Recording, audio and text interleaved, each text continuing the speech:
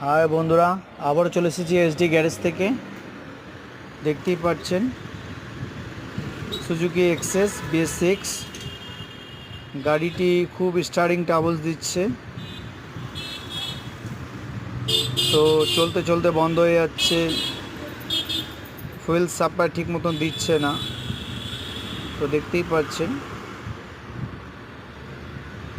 এখন আমরা পাম্পটি চেক করে দেখব যে পাম্পের সমস্যা নাকি কি হয়েছে।